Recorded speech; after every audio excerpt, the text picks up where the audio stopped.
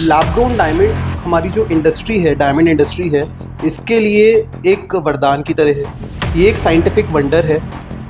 में तकरीबन आप मान के चलिए 50% से लेके 90% तक का फ़र्क आ जाता है माइन डायमंड में और लैब ग्रोन डायमंड में। और इसमें हम मेक इन इंडिया के तहत वर्ल्ड के लीडर बन सकते हैं डायमंड एक्सपोर्ट्स में। वो इसको सिंथेटिक डायमंड नहीं बोलते, या वो डायमंड वर्ड ही नहीं लगाते अगर ये आर्टिफिशियल होता। नमस्कार, मैं सलोनी शिवा। कभी अमीरों की रॉयल पसंद रहने वाली डायमंड अब आम लोगों की स्मार्ट चॉइस बन चुकी है। जी हाँ, मैं बात कर रही हूं आज लैब ग्रोन डायमंड के बारे में। साथ ही आपको बता दें कि इसके बारे में राज्यसभा में हमारे वाणिज्य मंत्री पीयूष गोयल ने भी साफ कहा है कि लैब ग्रोन डायमंड इंडस्ट्री को अतिरिक्त रेगुलेशन की जरूरत नहीं है, क्योंकि जहां इंडस्ट्री को फ्री हैंड दिया गया वहां उसने तरक्की की है। और आज इसी को लेकर हमारे साथ विस्तार से बातचीत करने के लिए मौजूद हैं डायमंड कारोबारी अचल गुप्ता जी। तो आज लैब ग्रोन डायमंड के बारे में इनसे विस्तार से जानेंगे कि किस तरह से ये जो है इंडस्ट्री पैर पसार रही है। बहुत बहुत स्वागत है सर आपका। जी धन्यवाद। सर, पीयूष गोयल ने जो ये स्टेटमेंट दिया है, सबसे पहले तो आप बताएं कि आप बतौर डायमंड कारोबारी इसे कैसे देखते हैं? जो पीयूष गोयल जी ने ये स्टेटमेंट दिया है, इसमें देखिए, लैब ग्रोन डायमंड्स हमारी जो इंडस्ट्री है, डायमंड इंडस्ट्री है, इसके लिए एक वरदान की तरह है। ये एक साइंटिफिक वंडर है। और सबसे बड़ी बात कि जो गवर्नमेंट है, हमारी इंडियन गवर्नमेंट है, वो इसको काफ़ी ज़्यादा प्रमोट कर रही है, क्योंकि इसमें हम मेक इन इंडिया के तहत वर्ल्ड के लीडर बन सकते हैं डायमंड एक्सपोर्ट्स में। और अगर गवर्नमेंट हमको फ्री हैंड देती है, इस इंडस्ट्री को फ्री हैंड देती है, तो उतनी ही स्पीड से, उतनी ही ज़्यादा बेहतर तरीके से इस इंडस्ट्री को ग्रो किया जा सकता है। सर, आपने बताया कि जो लैब ग्रोन डायमंड है, ये अभी इंडस्ट्री में अभी पहले ही 15% का जो है वो एक्सपोर्ट कर रही है बाहर। तो क्या इसमें आगे भी कोई डेवलपमेंट की आसार हैं, आपको लग रहा है? बिल्कुल मैम, इसका एक्सपोर्ट डे बाय डे बढ़ना ही है। और जिस तरीके से हमारी गवर्नमेंट हमें इस इंडस्ट्री को प्रोत्साहन दे रही है, चाहे वो आपको आईआईटी में हमें जो हमारी जो वित्त मंत्री हैं, उन्होंने अभी आईआईटी को भी इसके लिए बोला है कि आप इसमें और ज़्यादा टेक्नोलॉजी के लिए, एडवांसमेंट के लिए रिसर्च कीजिए आर&डी के अंदर। तो जैसे जैसे एक नई टेक्नोलॉजी, साइंस इस तरीके से ही काम करती है कि जैसे जैसे उसके ऊपर और आर&डी होगी, तो इसकी मैन्युफैक्चरिंग कॉस्ट जो है वो और हम अच्छी कर पाएंगे, बेटर कर पाएंगे डायमंड्स को बनाने के लिए, और हम उतना ही ज़्यादा इसको एक्सपोर्ट भी कर पाएंगे बेहतर प्राइजेस पे।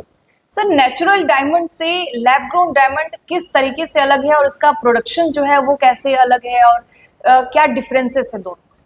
मैम देखिए, जैसा आपने बोला कि नेचुरल डायमंड और लैब ग्रोन डायमंड, तो दोनों के को हम डायमंड से ही संबोधित करते हैं। तो बेसिकली देखिए, जो दोनों हैं वो कार्बन से बने हुए हैं, जो दोनों का रॉ मटेरियल है वो कार्बन है।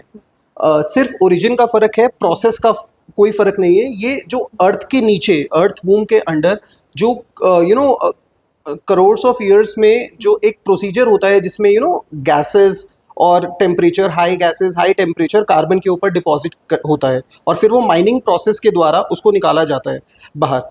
उससे क्या है कि हमारी जो प्रकृति है उसको भी बहुत नुकसान होता है, चाहे वो एयर पॉल्यूशन है, चाहे वो लैंड पॉल्यूशन है, उस तरह की चीज़ें होती हैं। अगर उसी के सामने जो ये लैब ग्रोन डायमंड्स हैं, इनको हम सेम प्रोसीजर में एक बंद चैम्बर के अंदर लेबोरेटरी में क्रिएट करते हैं, जहाँ पे डायमंड सीड के ऊपर उतनी ही तरह की गैसेस और वही सब टेम्परेचर दिया जाता है, जो कुछ ही हफ्तों में हम अचीव कर पाते हैं, और कुछ ही हफ्तों में आप वो सेम डायमंड आप क्रिएट कर पाते हैं। सर, जब कोई भी चीज़ लैब में बनाई जाती है या उसके साथ वर्ड आर्टिफिशियल जब जुड़ जाता है, तो लोगों के सबकॉन्शियस माइंड में कहीं ना कहीं आ जाता है कि कहीं ये नकली तो नहीं, कहीं हमारे पैसे तो नहीं डूब जाएंगे। तो इसको लेकर आप क्या कहना चाहेंगे? मैम देखिए, एक पहली चीज़ तो ये कि लैब ग्रोन डायमंड्स को कहीं पे भी आर्टिफिशियल नहीं बोला जाता, इसको सिंथेटिक नहीं बोला जाता।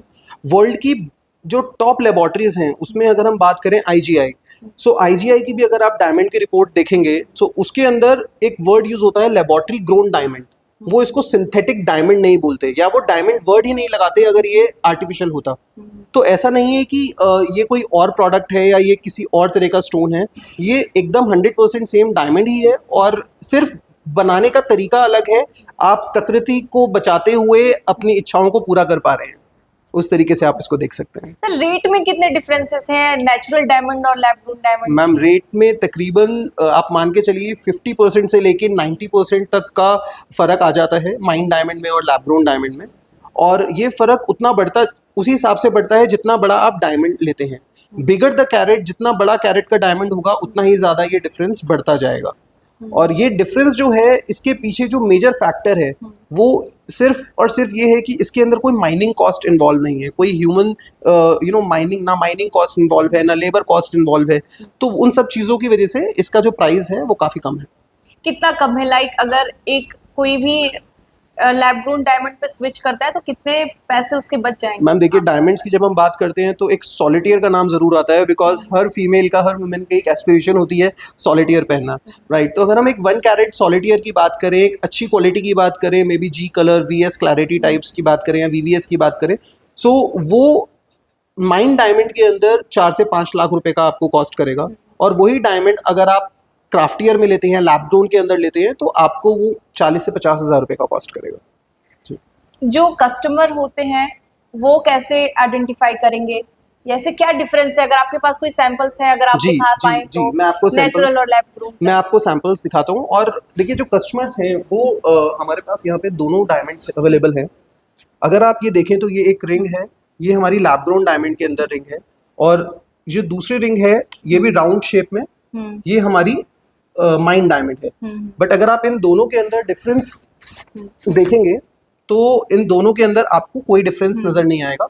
ना ही इसको आप फिजिकली पता लगा सकते हैं और ना ही इसकी कोई और डिफरेंस है जो अगर आप किसी एक्सपीरियंस ज्वेलर या डायमंड ग्रेडर के पास भी जाएंगे तो वो भी इसके अंदर कोई डिफरेंस नहीं बता सकता।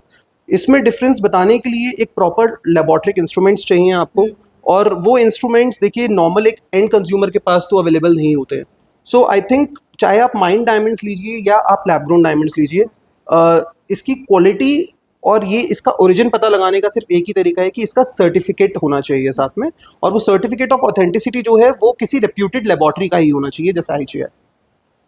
आपकी जो शॉप है वो उसमें क्या आपको लग रहा है कि जो कस्टमर्स की डिमांड है वो बढ़ी है, या फिर शादी के सीजन्स में ही, या फिर अभी तक क्या आपको चेंजेस नजर आ रहा है? कितने और जो कस्टमर्स है उसमें यूथ ज्यादा है या फिर किस टाइप के कस्टमर्स आ रहे हैं? आप उसके बारे में एक बार बताएं।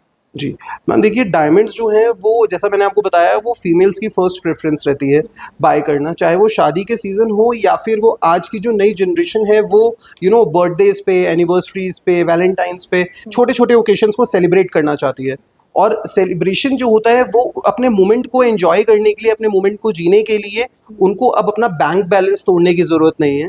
तो आई थिंक जो यूथ है, जेंजीज हैं, वो इसको काफ़ी ज़्यादा पसंद कर रहे हैं। और उनको देखकर आई थिंक जो हमारी पुरानी जनरेशन है उनको भी ये समझ में आ रहा है कि ये एक स्मार्ट बाय है और लैब ग्रोन डायमंड्स खरीदने में कहीं से कोई नुकसान नहीं है। तो कुल मिलाकर ये एक स्मार्ट बाय है, यानी कि न शान कम होगी, न चमक कम होगी, बस दाम कम होगी। जी बिल्कुल।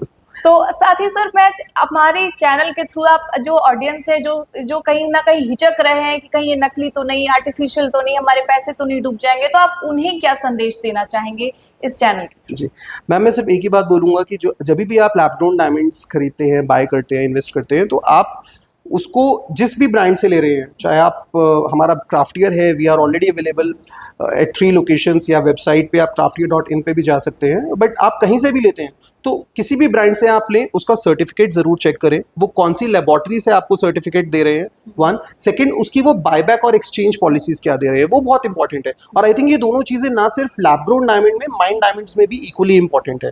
तो आई थिंक अगर आप इन दोनों पॉलिसीज़ को, इन बायबैक पॉलिसी, एक्सचेंज पॉलिसी और सर्टिफिकेशन को आप देखते हुए एक बाय कर रहे हैं तो I think that is more than sufficient. आप एक स्मार्ट चॉइस और स्मार्ट डिसीजन ले रहे हैं। सर आपके पास सर्टिफिकेट भी अभी मौजूद है, मैं चाहूंगी कि जो मेरी ऑडियंस है आप एक बार दिखा दे ताकि वो कभी भी शॉप विजिट करे या कोई भी शॉप विजिट करे तो उनको थोड़ी आसानी हो समझने में। जी मैं आपको दिखाता हूँ, ये हमारे पास एक सर्टिफिकेट है। So this is from IGI which is world's renowned laboratory. इसमें अगर आप देखेंगे तो एक वो क्लियरली मेंशन करते हैं यहाँ पे लेबोरेटरी ग्रोन डायमंड रिपोर्ट। अगर ये एक माइन डायमंड होता तो ये लेबोरेटरी वर्ड यहाँ पे नहीं होता, लेबोरेटरी ग्रोन नहीं होता, ये सिर्फ डायमंड रिपोर्ट लिखा रहता है यहाँ पे। और इसमें एक यूनिक नंबर होता है जो आप इसका सर्टिफिकेट नंबर है, वो आप देखेंगे तो वो सॉलिटियर्स की जो गर्डल होती है, जो सॉलिटियर्स का आप एक तरीके से मिड पेट समझ सकते हैं, उसके ऊपर ये लेजर से इंस्क्राइब होता है, जो माइक्रोस्कोप की मदद से आप चेक भी कर सकते हैं कि ये सेम सॉलिटियर का सर्टिफिकेट है या नहीं। तो इसमें इसकी सारी कट कलर क्लैरिटी के सारे मेजर वो लिखे होते हैं, स्पेसिफिकेशंस लिखी होती हैं, और इसको देखकर आप पता लगा सकते हैं कि ये लेबोरेटरी ग्रोन डायमंड है या ये माइन डायमंड है और ये किस क्वालिटी का डायमंड है। नहीं सर, बहुत बहुत धन्यवाद। तो आपने सुना कि किस तरीके से लैब ग्रोन डायमंड अब युवाओं की पहली पसंद बन चुकी है और आने वाले दिनों में भी ये जो है वो काफी अच्छी कारोबार करने वाली है। तो फिर हाजिर होंगे देश और दुनिया से जुड़े तमाम अपडेट्स लेकर, तब तक बने रहिए हमारे साथ और देखते रहिए